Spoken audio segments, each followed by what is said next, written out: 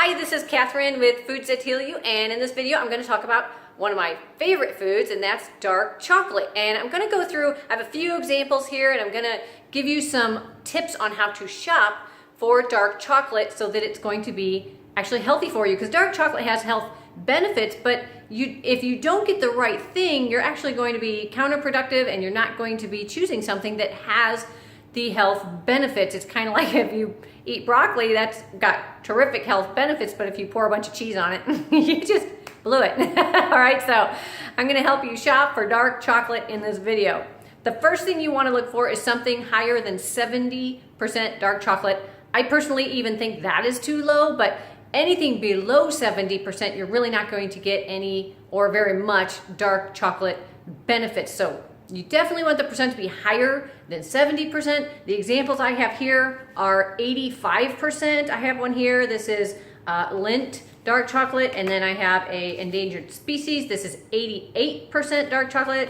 And the third one I have here is from Kroger, their brand, and it's 85% dark chocolate. But what I want to go through is, that's the first thing, is you want to look for the higher percent dark chocolate. But then there's more to this, okay? And the reason you want to look for the higher dark chocolate percent, there's two reasons. One is because you want to get the health benefits, and if there's very little in there, you're not going to get very good health benefits. The second reason is because the higher the percent, the lower the sugar. So we want to watch our sugar intake. So that brings us to the second thing you want to look for, and that is the sugar content in these bars. For example, if I have this Lindt Excellence here, the 85%, when I look at the label, each square, which they're good sized squares, but is 1 gram of sugar, basically. So you want to look at the servings, look at the grams of sugar. You're not going to eat the whole bar, ideally. So try to stay within, I would say a good way to look at this is less than 5 grams of sugar per serving. So if you're a person who wants to eat 5 squares, make sure each square is going to be 1 gram of sugar or less.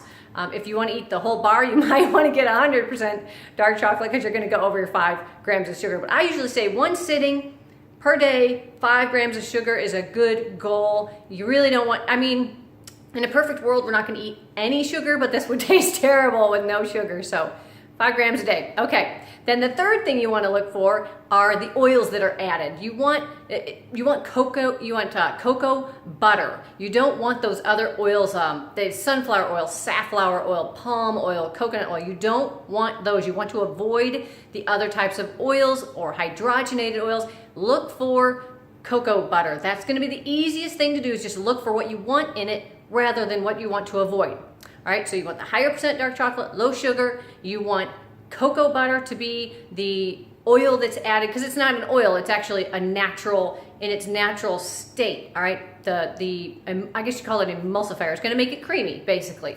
And then the fourth thing you want to look for is, a lot of these chocolate bars have soy lecithin added, and the reason they do that is to make it creamier. And endangered species is an example of that. I love endangered species, but I avoid it more just because of the soy, because soy may block your thyroid, and you definitely don't want that. And there's other issues that I have in my book about soy, why I avoid it. It's just not the best thing for us. So the best thing you want to look for is just the high percent dark chocolate, cocoa butter, sugar. Now when you're looking for the sugar, you want to look for 5 grams. Make sure you're not buying something that has a fake or artificial sweetener in it, because you're really better off with just cane sugar, just regular old sugar, instead of the fake stuff. Don't get the fake stuff, because these are so low in sugar that you're better off just using that has the sugar in it. Look out for hydrogenated oils. Choose cocoa butter. And I think that pretty much covers it. So when you're looking for the dark chocolate, these are just a few examples. My favorite out of these 3, you got to look for taste too.